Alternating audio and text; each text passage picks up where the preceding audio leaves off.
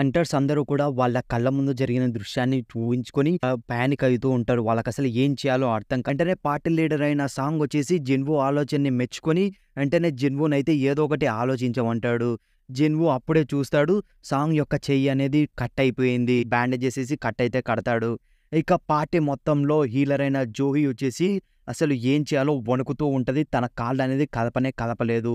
అందుకే తను lower rank jobs తీసుకుంటుందని సాంగ్ వచ్చేసి జిన్‌వూకైతే చెప్తాడు. సాంగ్ ఎంటనే ఆ ఛాంబర్‌లో ఉన్న ఆ టాబ్లెట్ పైన రాసున్న 3 కమాండ్‌మెంట్స్‌ని గుర్తుకు తెచ్చుకుంటాడు. మనం ఈ రూమ్‌లోంచి ప్రాణాలతో బయటికి వెళ్ళాలంటే మనం ఖచ్చితంగా గాడ్‌ని రివర్స్ చేయాలి. గాడ్‌ని ప్రైజ్ చేయాలి. మరియు మన నమ్మకత్వాన్ని గాడ్‌కి ప్రూవ్ చేసుకోవాలి. జిన్‌వూ వెంటనే అనుకుంటాడు ఆ గాడ్ వచ్చేసి ఎవరో కాదు లార్జెస్ట్ స్టాచ్యూ. ఆ రూమ్‌లో ఉన్న లార్జెస్ట్ స్టాచ్యూయే గాడ్ అని. ఇక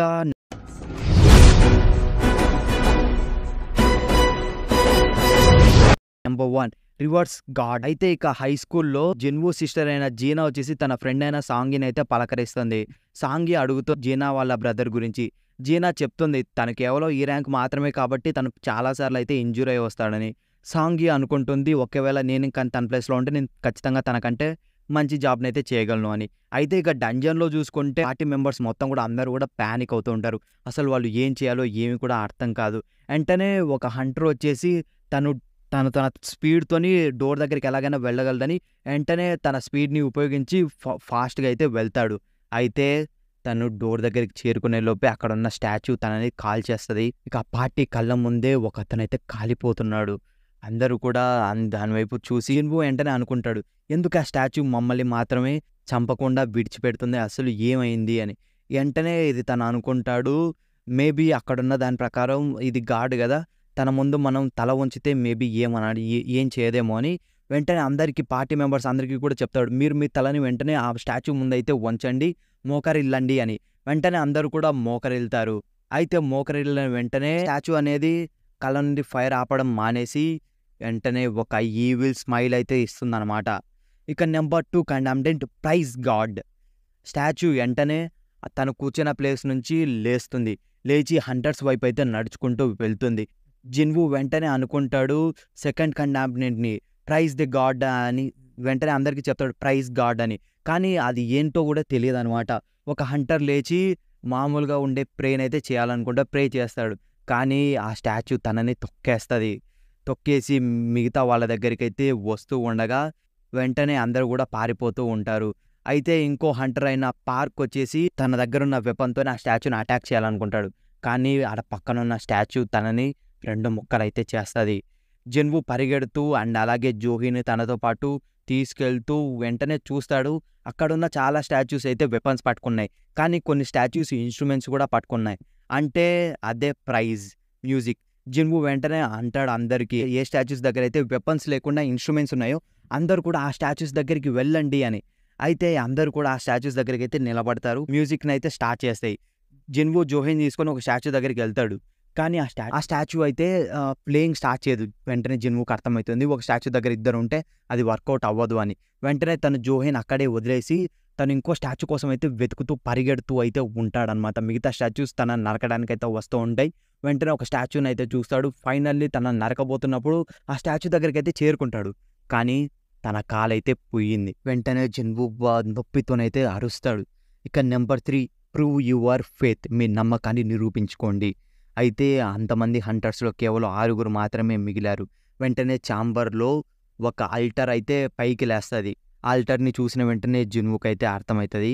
ఇది ఖచ్చితంగా సాక్రిఫైస్ మెథడే అని.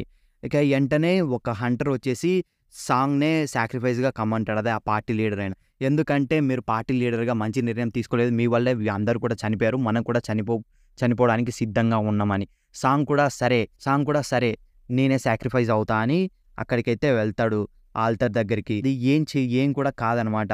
ఇక జిన్‌వూ వచ్చేసి నేను ఆ ఆల్టర్‌ని చూడాలి నన్ను అక్కడికి చెప్తాడు.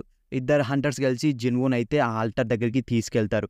వా వాళ్ళు వెళ్ళిన తర్వాత ఇది ఇంకో 3 ఫ్లేమ్స్ అయితే వెలుగుతాయి. ఇక అందరూ కూడా దాని దగ్గరికొస్తే వెంటనే ఆ ఫ్లేమ్స్ అన్నీ కూడా బ్లూ కలర్ కిందికి మారి ఆల్టర్‌కైతే జీవం అయితే వస్తదనమాట. అప్పుడు వెంటనే ఇప్పుడు ఇక అక్కడ వెయిట్ చేయడం తప్ప వేరే దారి లేదు. ఇప్పుడు ఆ స్టాచ్యూస్ వాళ్ళపైన అటాక్ కూడా చేయట్లేదు. అయితే ఒక డంజన్ అనేది క్లియర్ చేసేంత వరకు డంజన్ నుంచి ఎవరు కూడా బయటికెళ్ళలేరు. కొన్ని సార్లు డంజన్ బ్రేక్ అయ్యి అవి బయటికెళ్తే తప్ప మిగతా వాళ్ళకి తెలిసేది మిగతా హంటర్స్ వీళ్ళని కాపాడడానికి వెంటనే రారు. వాళ్ళు ఇక కాపాడడం కోసం ఇక వెయిట్ చేయక తప్పదు. మరోపక్క హాస్పిటల్ స్టాఫ్ అయితే జీనానైతే పలకరిస్తారు. జీనా వాళ్ళ అమ్మ దగ్గరికైతే వస్తుంది. వెంటనే వాళ్ళ అమ్మ దగ్గరికి వెళ్ళి తన రోజు మొత్తం ఏం జరిగిందో అయితే చెప్తూ ఉంటుంది. వాళ్ళ అమ్మ వీక్ మరియు అన్కాన్షియస్లో ఉంది హాస్పిటల్ బెడ్ పైన. బ్లూ ఫ్లేమ్స్ కింద మారిన తర్వాత వెంటనే డోర్ అనేది స్లోగా ఓపెన్ అవుతుంది. అక్కడున్న ఒక లేడీ హంటర్ అయితే తను వెంటనే ప్యానిక్ అయి ఆ డోర్ దగ్గరికి అయితే పరిగెడుతూ ఆ డోర్ నుంచి అయితే వెళ్ళిపోతుంది. ఇక వెంటనే ఒక ఫ్లేమ్ అనేది ఆ బ్లూ ఫ్లేమ్స్ అనేది యెల్లో ఫ్లేమ్స్ కింద అయితే చిన్నగా మారిపోతూ ఉంటాయి. సో ఇక ఇంకో హంటర్ ఉండి వెంటనే జిన్వుని అక్కడ వదిలేసి నన్ను క్షమించు, నా ఫ్యామిలీ నన్ను అక్కడ నా కోసం అక్కడ వెయిట్ చేస్తుందని తను కూడా అయితే పారిపోతాడు. జిన్వు ఆగండి అలా వెళ్ళిపోకుండా అయితే మొత్తుకుంటున్నా సరే వాళ్ళు వినకుండా తను కూడా అయితే పారిపోతాడు. ఇక సాంగ్ వచ్చేసి జిన్వుని జోహీని కూడా వెళ్ళిపోమంటాడు. మీరిద్దరు వెళ్ళిపోండి, నేను ఒక్కడిని ఎలాగైనా సరే ఇక్కడ ఉన్నంత వరకు మనలో ఒకరు ఇక్కడ ఉన్నంత వరకు ఆ డోర్ అనేది అలాగే తెరుచుకొని ఉంటుంది.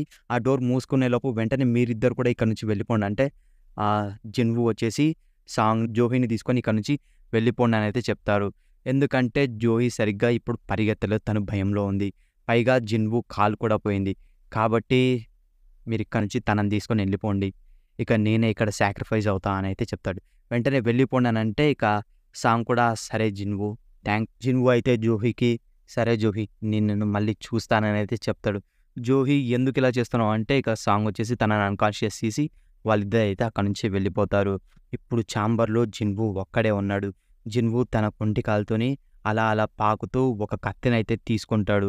కత్తిని తీసుకొని నాకు చనిపోవాలని లేదు అని ఆ స్టాచ్యూస్ పైన అయితే అటాక్ చేస్తాడు. కానీ ఆ స్టాచ్యూస్ అనేటివి జిన్వు బాడీలో వాళ్ళ కత్తిని దించిన చోట దించకుండా దించి తనని చావు దాకా తీసుకెళ్తాయి.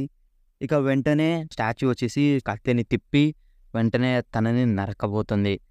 ఇక వెంటనే ఒక నోటిఫికేషన్ అయితే వస్తుంది. ఆ నోటిఫికేషన్లో ఒక secret quest called courage of the week అని అయితే వస్తుంది. ఇక చూద్దాం మరి నెక్స్ట్ ఎపిసోడ్లో ఏం జరగబోతుంది. That's it. ఈ వీడియో మీకు నచ్చిందని అనుకుంటాను. నచ్చితే ఖచ్చితంగా లైక్ చేయండి, షేర్ చేయండి. మరిన్ని ఇలాంటి వీడియోస్ కోసం సబ్స్క్రైబ్ చేసుకొని పక్కనే ఉన్న బెల్ ఐకాన్ని ఆన్లో పెట్టుకోండి. Bye, meet you in the next video.